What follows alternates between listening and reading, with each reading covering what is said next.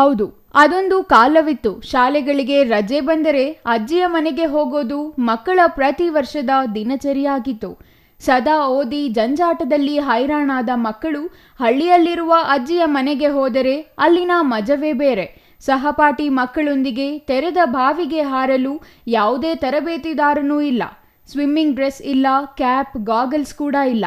ಅಷ್ಟೇ ಅಲ್ಲ, ಮುಳುಗದಂತೆ ಯಾವುದೇ ಟ್ಯೂಬ್ಗಳೂ ಇರುತ್ತಿರಲಿಲ್ಲ. ಮುಳುಗಿದರೆ ಸಹಪಾಠಿಗಳೇ ರಕ್ಷಕರು, ನುಗ್ಗೆ ಮರದ ರೆಂಬೆಗಳೇ ಟ್ಯೂಬ್ಗಳು.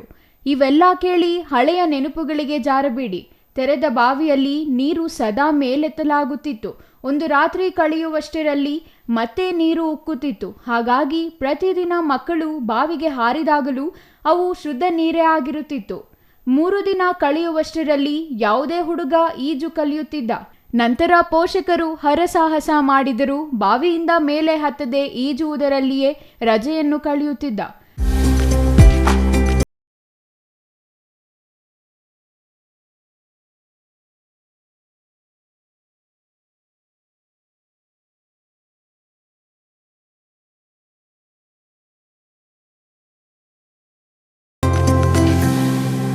ಇದು 3 ದಶಕಗಳ ಹಿಂದೆ ಜಿಲ್ಲೆಯ ಸ್ಥಿತಿ.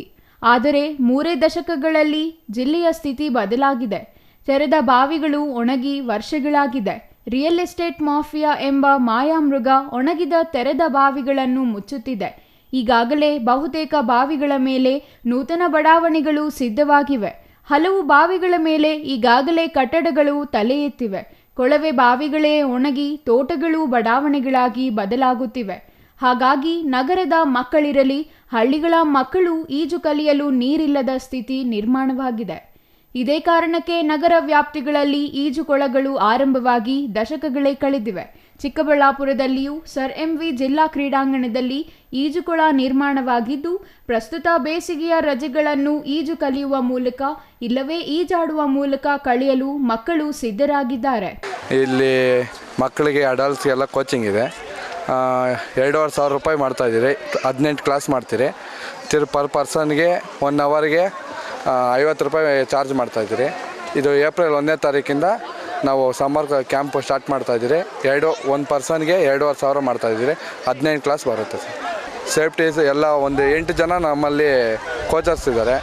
ಎಲ್ಲ ಪ್ರತಿಯೊಬ್ಬರು ಕೋಚಿಂಗ್ ಮಾಡಿಸ್ತಾರೆ. ಸುತ್ತ ನೋಡ್ಕೊಂಡು ಲೈಫ್ ಗಾರ್ಡ್ಸ್ ಎಲ್ಲ ಇದ್ದಾರೆ. ಎಲ್ಲ ನಾವೇ ಇಲ್ಲೆಲ್ಲ ಇದು ಮಾಡಿಕೊಂಡು ಇದು ಮಾಡ್ತಾರೆ. 4 ಗಂಟೆಯಿಂದ ಹೆಣ್ಮಕ್ಳು ಮಾಡಿದ್ದೀವಿ. ಸಂಜೆ ಈವ್ನಿಂಗು 4 ಗಂಟೆಯಿಂದ ಲೇಡೀಸ್ಗೆ ಮಾಡಿದ್ದೀವಿ ಸರ್. ಇನ್ನೆಲ್ಲ ಜನರ ತಿರ್ಗಾ 10 ಗಂಟೆ ಮೇಲೆ 1 ಅವರ್ಗೆ ಪರ್ಮಿಷನ್ ಇದೆ. ಅದು 50 ರೂಪಾಯಿಗೆ ಇದು ಮಾಡಿದ್ದೀರಿ. ಡೈಲಿ 100ರಿಂದ 150 ಜನ ಬರ್ತಾ ಇದ್ದಾರೆ ಸರ್. ಇದನ್ನು ಅರಿತ ಕ್ರೀಡಾ ಇಲಾಖೆ ಈಗಾಗಲೇ ವೆಂಕಟೇಶ್ ಎಂಬುವವರನ್ನು ತರಬೇತುದಾರರನ್ನಾಗಿ ನೇಮಿಸಿದ್ದು, ಏಪ್ರಿಲ್ 1ರಿಂದ ನಗರದಲ್ಲಿ ಈಜು ತರಬೇತಿ ಆರಂಭವಾಗಲಿದೆ. ಪ್ರತಿ ವಿದ್ಯಾರ್ಥಿಗೆ 2,500 ರೂಪಾಯಿ ತರಬೇತಿ ಶುಲ್ಕ ನಿಗದಿ ಮಾಡಲಾಗಿದ್ದು, 18 ದಿನದ ತರಬೇತಿ ನೀಡುವುದಾಗಿ ತರಬೇತುದಾರ ವೆಂಕಟೇಶ್ ಹೇಳಿದ್ದಾರೆ. ಈಗಾಗಲೇ ಈಜು ತರಬೇತಿಗಾಗಿ ನೋಂದಣಿ ಆರಂಭವಾಗಿದ್ದು, ಏಪ್ರಿಲ್ 1ರಿಂದ ತರಬೇತಿ ಆರಂಭವಾಗಲಿದೆ ಎಂದು ಹೇಳಿದ್ದಾರೆ. ಅಲ್ಲದೆ ಮಕ್ಕಳು ಈಜಲು ಪ್ರತಿ ಗಂಟೆಗೆ 50 ರೂಪಾಯಿಯಂತೆ ದರ ನಿಗದಿಪಡಿಸಲಾಗಿದೆ. ನಗರದ ಎಲ್ಲ ಶಾಲಾ ಕಾಲೇಜುಗಳಿಗೆ ರಜೆ ಘೋಷಣೆಯಾಗಿರುವ ಕಾರಣ ಮಕ್ಕಳು ಹೆಚ್ಚಿನ ಸಂಖ್ಯೆಯಲ್ಲಿ ಈಜುಕೊಳದತ್ತ ಮುಖ ಮಾಡಿದ್ದಾರೆ. ಪ್ರತಿನಿತ್ಯ 3 ಹಂತದಲ್ಲಿ ತರಬೇತಿ ಮತ್ತು ಈಜಲು ಅವಕಾಶ ಕಲ್ಪಿಸಲಾಗಿದ್ದು, ಸಂಜೆ 4 ಗಂಟೆ ನಂತರ ಮಹಿಳೆಯರಿಗಾಗಿಯೇ ವಿಶೇಷ ತರಬೇತಿ ನೀಡಲಾಗುತ್ತಿದೆ. ಪ್ರತಿ ಸಲಕ್ಕೆ 200ಕ್ಕೂ ಹೆಚ್ಚು ಮಕ್ಕಳು ಈಜು ಕಲಿಯುತ್ತಿದ್ದಾರೆ. ಈಜು ಕಲಿಯುವ ವೇಳೆ ಯಾವುದೇ ರೀತಿಯ ಅಹಿತಕರ ಘಟನೆಗಳು ನಡೆಯದಂತೆ ಎಚ್ಚರ ವಹಿಸಲು 8 ಮಂದಿ ತರಬೇತಿದಾರರ ತಂಡ ಈಜುಕೊಳದ ಸುತ್ತ ಕಾವಲು ಕಾಯುತ್ತಿರುತ್ತದೆ ಎಂದು ವೆಂಕಟೇಶ್ ತಿಳಿಸಿದ್ದಾರೆ.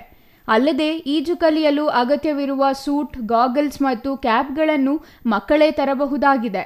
ಅವರು ತರದಿದ್ದರೆ ಈಜುಕೊಳದ ತರಬೇತಿದಾರರಲ್ಲಿಯೇ ಇವೆಲ್ಲವೂ ಲಭ್ಯವಿದ್ದು, ನಿಗದಿತ ದರ ನೀಡಿ ಖರೀದಿಸಿ ಈಜು ಕಲಿಯುವುದು ಇಲ್ಲವೇ ಈಜಾಡುವುದು ಮಾಡಬಹುದಾಗಿದೆ.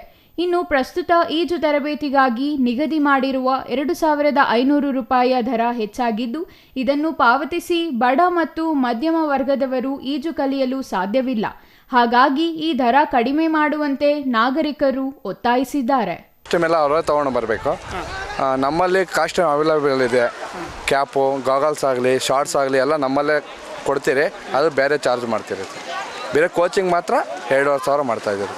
ಅದಕ್ಕೆ ಗಾಗಲ್ಸ್ಗೆ 200 ಏನೋ ಮಾಡಿದ್ದೀವಿ ಸರ್, ಕ್ಯಾಪ್ಗೆ 150 ಮಾಡಿದ್ದೀರಿ, ಶಾರ್ಟ್ಸ್ಗೆ 400 ಮಾಡಿದ್ದೀವಿ. ಎಲ್ಲ ನಮ್ಮಲ್ಲೇ ಸಿಗುತ್ತೆ, ಅದು ಎಕ್ಸ್ಟ್ರಾ ಚಾರ್ಜ್ ಆಗುತ್ತೆ sir. News bureau, CTV news, Chikkaballapur.